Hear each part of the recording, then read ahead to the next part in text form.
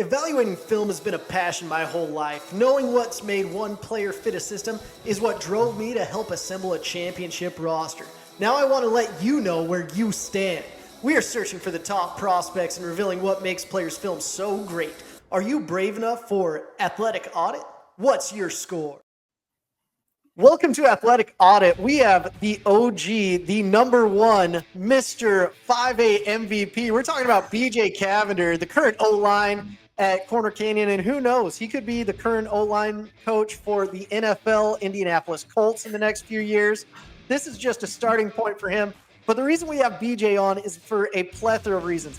We're evaluating not one of his recruits, but two of them. One that's currently on his team and one that's currently at the Raiders. And I've told the kid at the Raiders, he's like, I miss my O-line coach from old Corner Canyon High School. But BJ, we are so stoked to have you here. How the heck are you? Dude, I'm great, man. Thanks for having me. It's I'm excited to talk about my dudes and the success that they've had. So, man, you've had plenty of dudes. I've been telling people for years. I played with Kyle Johnson, one of your teammates, and he said if BJ was a couple inches taller, he would have taken my spot at BYU and then some. And I was like, you're not wrong, bro. Yeah.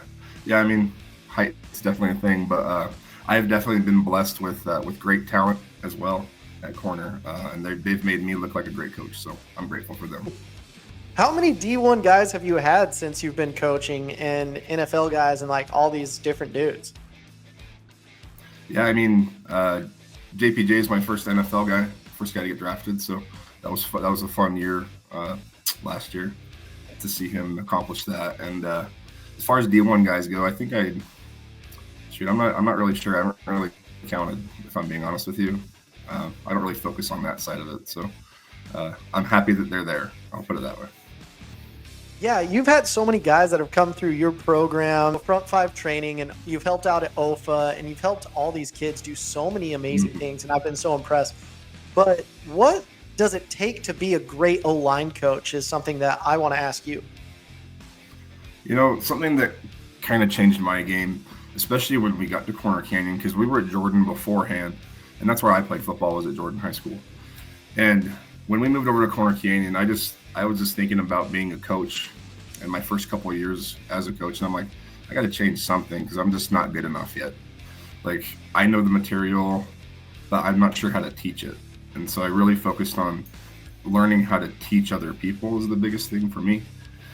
And also continuing my education, because as you know, this game is changing every year. We're figuring out new ways to do things. We're figuring out more efficient ways to block people. And so I think continually learning every year from people who know more than you is the key. Honestly, a lot of people teach a lot of different techniques, and there's so many different ways to move the human being in front of you. And I love what you've taught. I love what you've been doing at Corner Canyon. And that's why I have you as one of our first guests, because I want to break down O-line, what it takes to be a great O-lineman. And nothing else matters unless you've got a great O-lineman. You've had some good quarterbacks behind your O-lineman in the last few years. Jackson Dart and Zach Wilson and Isaac Wilson and Devin Brown and Helaman Kasuga. And goodness gracious, you guys just have a wealth of players. But not one of those guys could have completed a pass unless they had a great O-line in front of them. Yeah, I mean, I don't know, man. We've had a couple of years where we've been grateful to have a good quarterback to either get rid of the ball fast or get out of the pocket. We've had a couple of years where we've struggled a little bit in the interior side, but well, at that point, we just got to run the gosh darn ball. That's all it comes down to. Amen, brother. And that's when good things happen, you know. So Let's get into this, BJ. Let's start breaking down some of the film. I want to start with Esun and then go into JPJ and see what we can do and see what you're thinking about him, because I want to know what your thought process is, what you look for in O-lineman, and how you're breaking it down. So, BJ, we start looking at Esun. He's listed as a guard, and I know he plays tackle for you. He's about 6'5", 290, 295. Like I said, I'm blessed, man. Amazing size. So let's dig into the film really quick, and let's see what we're dealing with on this behemoth of a human being. Yeah. So tell me what's going on here and what you see. What I'm looking at in these first couple plays here is like, are these explosive enough for a college coach to be like, I want to keep watching this film, right? And as you can tell, that first one, he takes takes him down to the ground, which is great, especially as a second level defender. It's hard for us to get to those guys sometimes, especially in a capacity where we can get them to the ground instead of just getting them out of the way for a running back to make a cut, you know? And so I've seen Esun play. He's a phenomenal athlete. He does so many good things. But I like to see big on big a lot of the time. This kid, number 9, I believe that's Tyler It's Payne. T-Pain. Yeah, he's a monster. I want to see Esun take him out. When I watch that, I want to see him almost kick block that and get in the lane. Do you agree or no? Yeah, so what happens here, though, is their defensive ends in a 4-eye. So our play side tackle takes him down. So number 9 actually becomes our kick guy for our guard. So Zion Finau's on him right now. Zion Finau, he's another kid. Tell me a little bit about Zion Finau. Dude, Zion's a crazy athlete. And just going back to the height thing, man, if he was 2 inches taller, dude, he'd have every Division I offer in the country, dude. He's a different animal. He started for us in the playoffs his freshman year. So he's a 4-year starter for us. And he's killed it ever since. And I was blessed to have him for 4 years. Yeah, Zion Finau, I mean, that is a heavenly young man right there. I can't believe Weber State got him, to be honest with you. Yeah. And he's just so tough. I had Navy calling me, and they're like, what can we do to get this kid? I'm like, pray to the good Lord above, because that's a kid that can change your program around. Like, Eastern Carolina proved that they can do so many things with not a lot of height. And I think that Zion Finau is in that exact same mold. But it's not like he's like 5'10". He's like 6'1" and a half. Yeah. He's like 6'1", 6'1" and a half, yeah. Yeah, just a solid kid. And I'm just like, oh, man, what are we doing? But I like this first play he's showing his athleticism. Pulling from tackle is a very difficult thing to do. And getting to this weak side, he's doing a great job with that. And I love to see hips. When I look at offensive tackles, when we start out here, I want to see his bend, his knee bend. I want to see his ankles are on the ground. And I want to see his flexibility. So I look at hip flexibility and I look at ankle flexibility because it shows athleticism. When you look at top tackles, a lot of times they don't do that. And you're just like, hey, you got to be more flexible. But I love to see he's in a low stance. He's going to be the low man and he's going to win. And low man always wins. Let's head to the next play and see what you see from this, Beach. Yeah.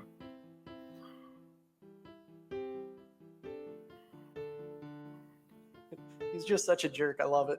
Loved it. From that one, I love seeing him get to the third level right there. A lot of these offensive linemen, he's just showing his athleticism. Like, from here, I like that he gets the pass, the 7-tech or the wide 9 out of the way, and then he just gets up the field. It's just fun to see athleticism from a dude that's almost 300 pounds. Yeah. Something I stress a ton with these guys, too, on our screen game is we got to be good actors. We got to make them feel like we're running a pass play, right? That way they can get out on the screen and the defensive line isn't a problem. I think he does a really good job there of baiting that guy upfield. And then, like you said, making it to that third level. What happens a lot of times is as that backside tackle on tunnel screens is like he doesn't really usually get a guy. He might get the backside safety, maybe a backside corner flowing over the top, but he does a good job getting to this kid. And that's ultimately what kind of springs the touchdown a little bit as he takes out that guy. But more than anything, we got to remember that we're looking at this kid as an offensive guard too. We're not looking at him as a tackle at the next level. Yeah, for sure. What else I love about Esun is he's patient, and with his patientness, that's huge. I wish he would have gotten a little bit more of that kid, but let's go on to the next. Massive strength right there. That's what I like to see. Just, hey, bad day for you, buddy. Just the bully, man. And that's kind of the mentality you have to have as an offensive lineman. You kind of got to be a bully when you're out there. You kind of got to just dog dudes into the ground sometimes. You just love to see it, and you love to see the will being imposed on from an offensive lineman to a defensive lineman. How do you teach that, BJ? You know, I'm a big believer that it starts in practice. Like, I'm a big believer that attitude reflects leadership. So if I want them to be kind of those bully types, I have to kind of be that leader of that against kind of our, and I hate to say it, but kind of against our scout defense and our one defense, right? Like we can't look like the part of the team that needs to be carried. every day. You know what I mean? And I remind them of that constantly, and you can ask them about that. I'm sure I get annoying about it. But I make sure that they know that they have to be the ones to lead this team, and they set the tone every single game. Yeah, we saw this huge this last year because Corner Canyon, I mean, you guys are known for quarterbacks and whatever passing. Who cares about that? Let's be honest. But the most impressive thing that I've seen from your offensive staff this last year is changing your whole offensive identity about halfway through the season. When you have Jerome Miles, when you have your tight end go down, when you have your quarterback go down, when you have your running back go down, at that point, you're just like, hey, we're going to go big on big. And I've never seen a team change their whole offensive identity halfway through the season. How did that end up? What was that like for you? You know, I gained 20 pounds. I'll say that because of stress. But they did a great job, and they took the challenge week in and week out, and they knew that if they didn't perform, we were going to lose the game, and it didn't matter what team we were playing, right? We could have been playing Skyridge, right? We could have been playing, I don't know, North Sanpete. Didn't matter. We're going to lose if you guys don't perform. You know what I mean? So we got to make sure that we do our job and we give good effort in practice. So when it comes game time, we're ready to roll. So Esun, you can tell he's a little bit young right here, especially on this play. I love to see the physicality. You see it right there, right? When he makes contact, he shoots straight up. Yeah, so with this one, it's not necessarily that he's shooting straight up. What he's trying to do is he's trying to get some lift with his hips. And like his chest does shoot up a little bit. But I do like to see the hand placement. I like to see the pound steps, right? I like to see our heavy feet in the ground because that's what's going to move a guy. I'd like to see his base maybe a little bit better, but ultimately I like to see him just driving a dude off the ball. And a lot of offensive line stuff is like, I'm going to teach you all this technique and how I want you to do this, but if you get the job done, you get the job done. Do you know what I love about this play? It shows that even though Esun has come a long way, there's still room for improvement. There's still things that we can teach him, and it's not like, hey, you're a perfect product.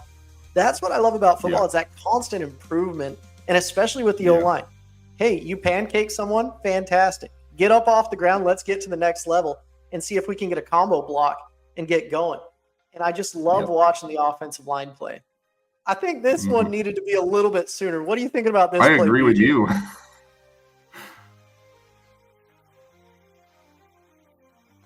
The ref almost lost his ACL. No kidding. That's actually great recognition by him on that one to see that D tackle goes inside so he doesn't have to mess with him. What I'm loving is the football IQ that Esun's displaying and showing that he's taking the most dangerous man. As an offensive lineman, you sit there and you communicate with your guard, with your center, with your tackles, and everyone's like, who's the most dangerous man? Who are the top 5 guys we can take? Who can we let to the running back? What can we do and what's going on? I'm a big believer in clear, concise communication, right? And so our communication and our rules, we have some strict rules that we have to follow depending on what plays we're running. And ultimately, those kind of make us right no matter what, no matter how the defense aligns. We have some base rules that if it hits the fan, we need to follow these base rules and it'll be fine. And they do a really good job understanding those. And the biggest part is they do a great job asking questions in practice, which is huge. Like, I feel like it's good to cultivate an environment where they feel like they can ask a dumb question without getting yelled at, right?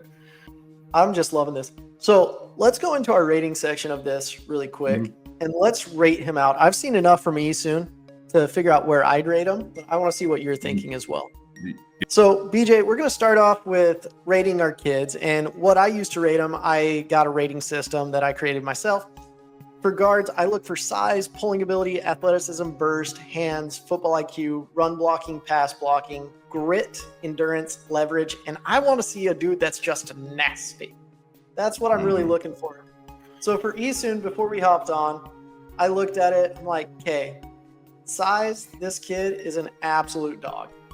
I had him at 6'4", so that got a 10 rating for me. I think he's quick off the ball, leads, gets to the second level. What do you think about that? I gave him a 9 out of 10. I think he definitely has some room for improvement, especially in the film that's not the highlight tape. I'd like to see him more consistently get to that second level. I really liked his quick feet. He does get to the second level. I'd like to see him get to the third level, though. I agree. And like something about like his feet, like and his technique, man, like he's so sound and he's so like he practices the little things every day. And so his technique is like, I'm proud of his technique for sure. So after that, his explosiveness, he actually does a great job getting off the ball, which I've been pretty impressed with. I'm looking at him as a junior, and I think he has some room to improve. He can really get to that next level and take those 5 techs and just dominate them. And him getting into them quicker, I think that's what's going to do it for him. What do you think about his hand placement so far? His hand placement has gotten better this offseason, which has been huge. He does sometimes like to strike and hug dudes sometimes, like when he gets tired. But if he's focused and locked in, he has a great punch. His punch will knock you back, which is what I love to see too. Something I always look at is like when a guy punches somebody, does it push him back or does it push the opponent back? And his punch pushes the opponent back, which I love to see. Yeah, his punch is something that I was just like, oh my goodness gracious. He's definitely strong. He's a strong kid. I know that. So we have a lineman group that lifts specifically together, and they're all like a traditional lineman group. They're all pretty strong. So they all keep each other in check. For his football IQ, I loved watching his football IQ with you. He made great calls, super assignment sound, and I gave him a 9 out of 10 on that. He does make some mental errors here and there, but nothing huge that I could see. I think he does a great job understanding when he has to double team and when he doesn't have to double team. And that goes back to kind of the football IQ part of it too. Like, and when he does have to block a guy solo, I think he does a great job getting him off the line of scrimmage and getting him away from where we need to be as the running back, you know? Just going through the rest of his ratings, like he flatbacks his man. And then I'd like to see him move on and help others a little bit more, but he does a great job with his assignment, and him doing his 111th is just massive. Yeah. And like getting into JPJ too here in just a minute, I think this is what sets him and JPJ apart. Cause like, and you see this even with him at the Raiders, like if he misses a block, he doesn't care. He goes to the next guy. Right. And I think sometimes that's a good quality to have, is just moving on to the next guy. If you miss, like, the play's not over. Go find somebody else. His endurance as well. Esun does a great job with his endurance.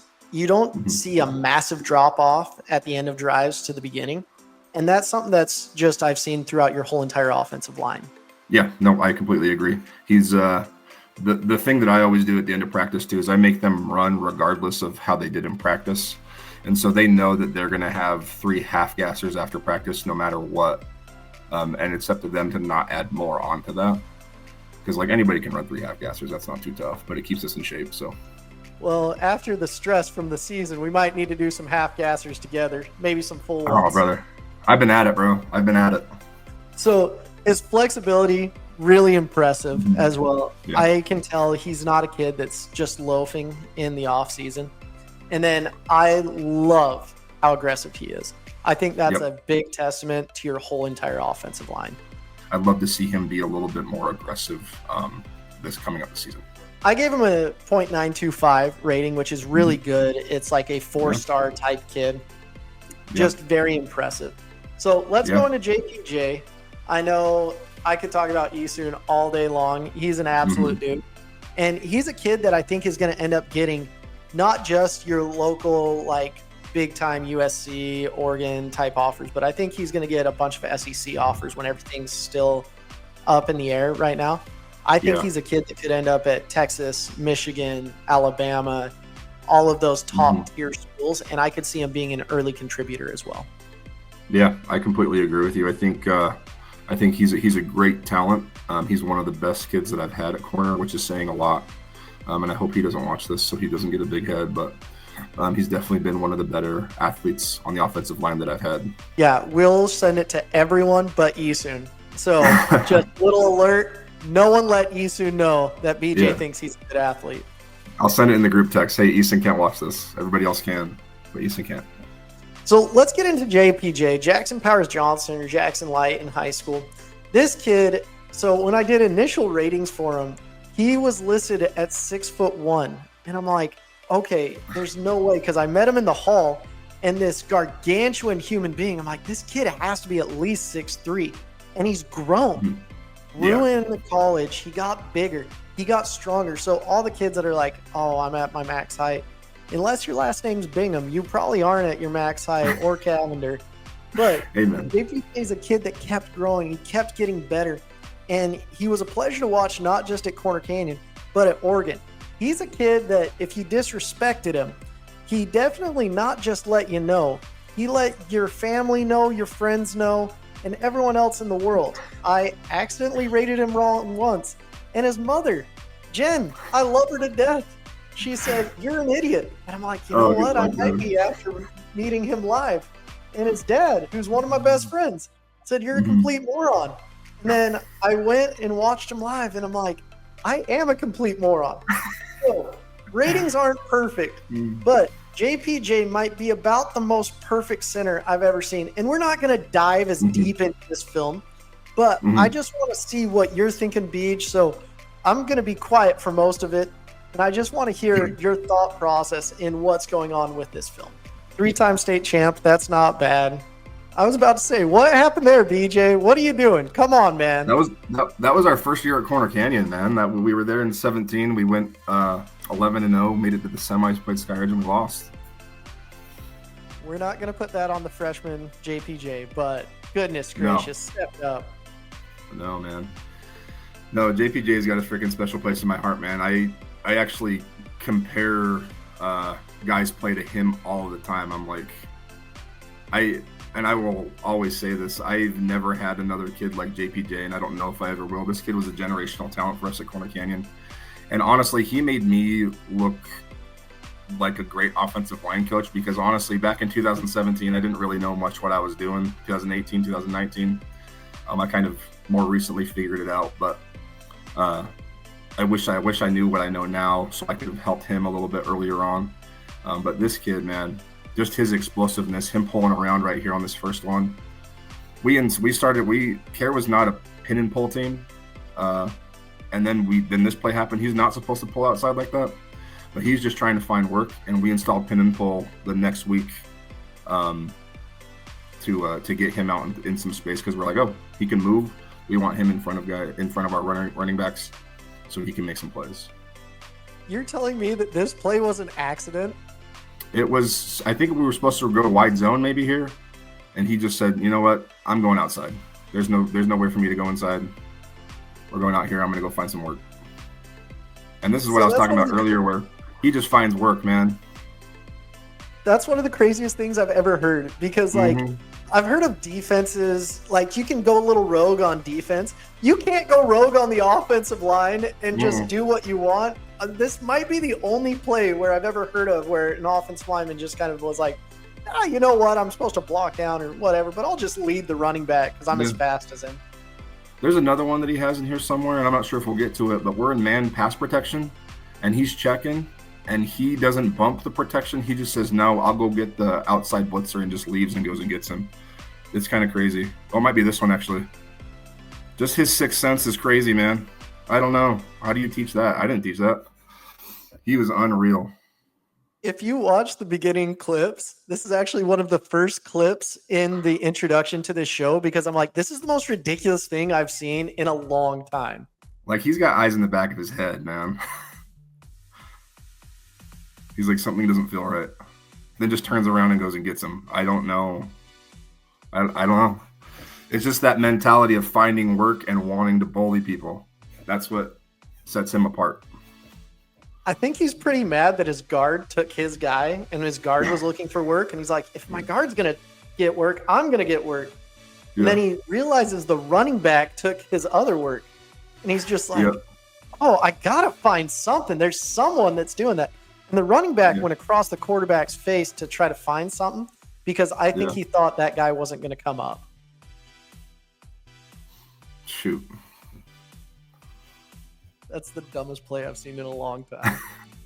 Just stupid athleticism, man. Just goes and kills that guy, and then goes and kills that guy. You know what I mean? Like, he's just the epitome of I'm finding more work to make the play better.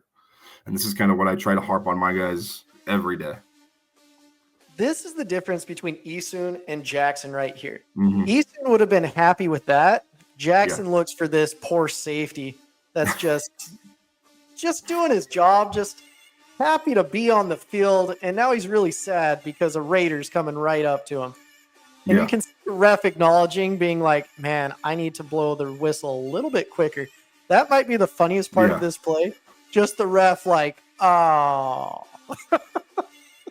Did you see on this play that the flag was thrown basically before Jackson was there? The ref noticed one big hit, and then he's like, hey, there's another one coming my way.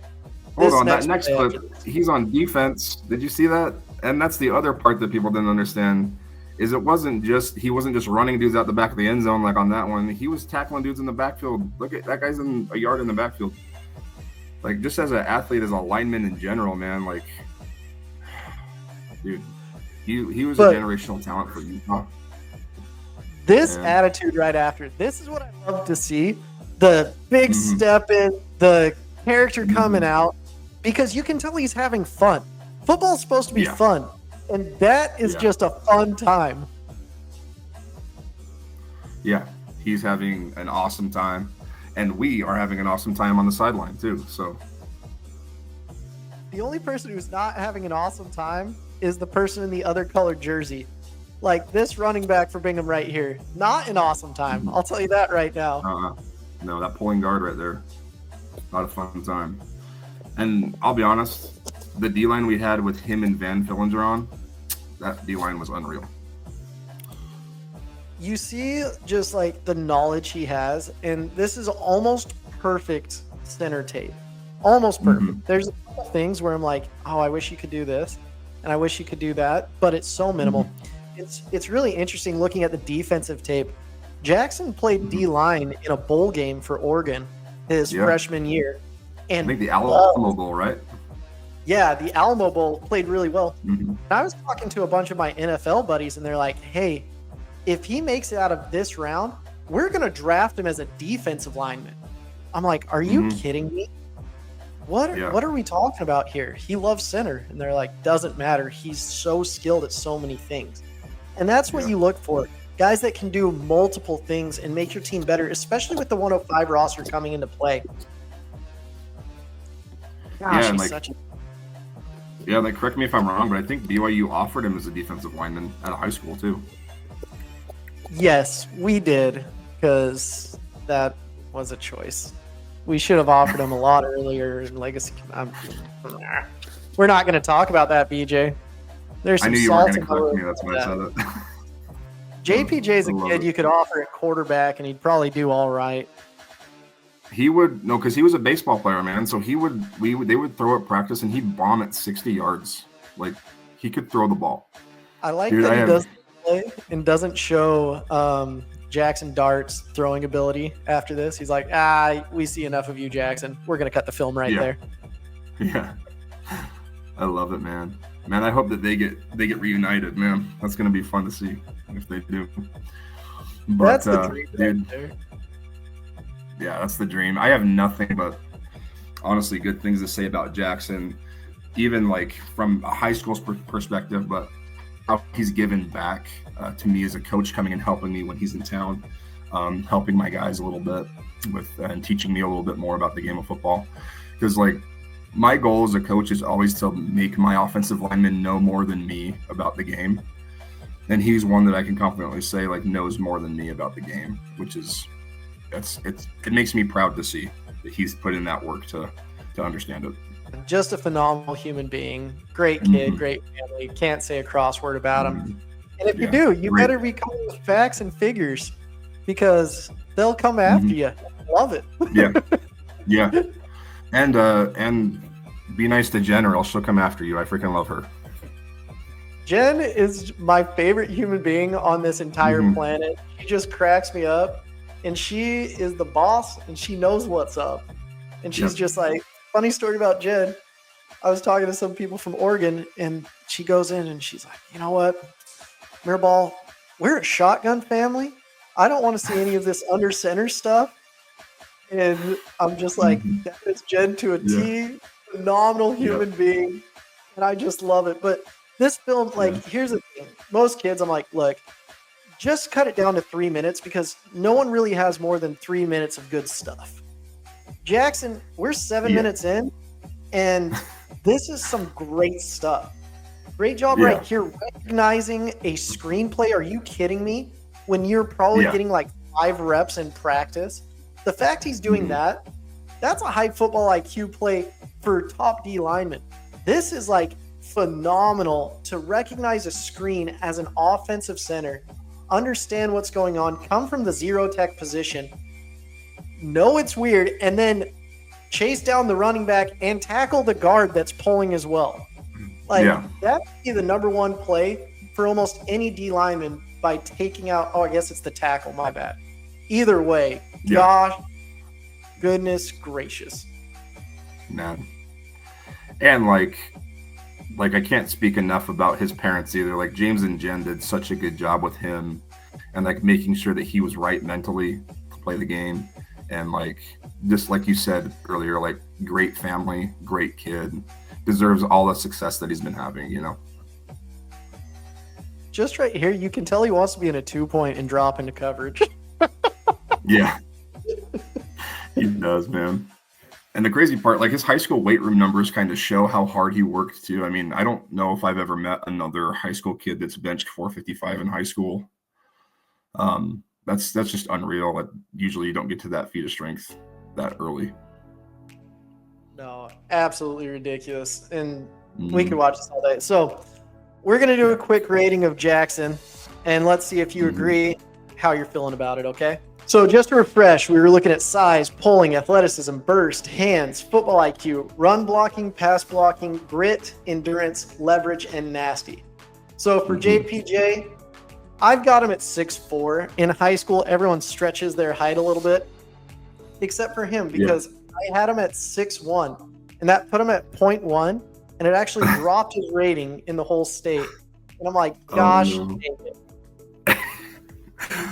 Oh, I love it. Yeah, he was a solid 6'3", 6'3.5" in high school. So he's definitely, like we talked about earlier, he's grown since he was in high school. And I don't know if that was getting to another weight training program where they could work on his posture or what, but he grew. He's 6'4" now. So yeah, it always makes me laugh because, like, in the regular world, I'm about 5'10". In football world, I'm about 5'7". Yep. So I feel the same way. About, in football, it's like you are exact. I mean, you get to these NFL and it's like I am 7'8", like 6'3" and 7/8", and then it's listed as 6'0", and you're just like, oh my gosh, we're putting 4 digits instead of 2. But with his height, he's actually the height you need to be really successful. So I agree. After that, pulling, what did you think about his pulling, BJ? He was a great puller, like we saw in that first clip, man. He didn't even need to, but he got out into space and destroyed that guy. So that's a 10 for me. Athleticism, where are you at? 10, bro. He's one of the most, like, maybe not the most mobile guy, but he's one of the most athletic dudes I've ever coached. Burst. You know, burst, it didn't look like he could get going, but that dude could get going fast. And he's my standard at Corner Canyon, so mine are going to be a little bit skewed. I think he's like the golden cow for me. So I thought his burst was amazing for a high school kid. So for me, hands, he did do great placement. Sometimes he did get a little bit sloppy, so I gave him a 9 out of 10. What about you? Jen, I love you. But yes, I think a lot of the time too is like he's such a wide body that his hands naturally strike wide. You know what I mean? And like with these bigger guys against smaller defensive linemen in high school, sometimes they miss because they have such a wide body. I think maybe that was a little bit of the culprit too. Yeah, and it's not a bad thing. When you get into higher levels, the bodies get a little bit wider too, and everything gets a little bit bigger. But I like that. So I gave him a 9. It's not that I'm trying to insult the whole entire Johnson family. It is just a number. We're okay. Okay, after that, football IQ.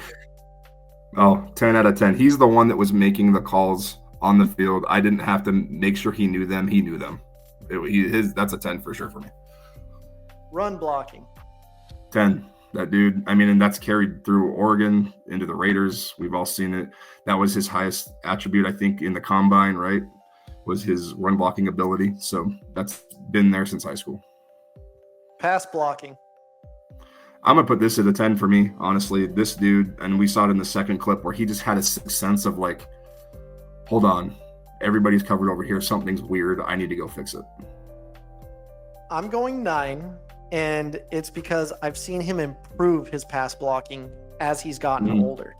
And it's it's because of he just wasn't as patient at times, and he would just really just destroy guys from day one.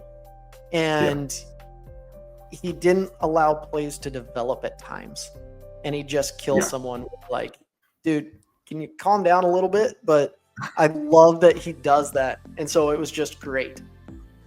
Grit. Grit's a 10 for me. And like you were just saying, like, I would definitely rather have a kid that I have to pull back than I have to push forward, right? And that grit factor for him is like, hey, we can be controlled here, right? You're going to work through some injury, but we're going to make sure that you're getting taken care of. Like, we don't want to make sure that it makes it worse, right? So, like, he wanted to play through everything. He wanted to make sure that he was at everything all the time. He's a kid that's at practice an hour early sometimes. Like, that's just, he wants to work. He wants to grind. He wants to get it done. Next for me, endurance. I gave him a 10 on endurance because you see him playing both sides of the ball. You rarely see that from an offensive lineman. And what he was doing, it reminded me a lot of Esun Tafa, where you're like, hey, you've got to do this. And I think he kind of set the standard where you can have an offensive lineman that goes both ways. And if you need help on defense, it's a great thing to have. Yeah, I totally agree with the 10. The crazy part is like, I don't think I can remember a play that he took off, even in practice or in a game. I think he was 100% full go every time. And that's just the standard that he expects. You know what I mean? And that's something that he set for himself. Like, of course I want that from him, but I'm realistic. I'm like, I'm probably going to get 90% out of most kids, right? But didn't matter what play it was, what situation we were in practice, we were in a game, didn't matter. He's 100%.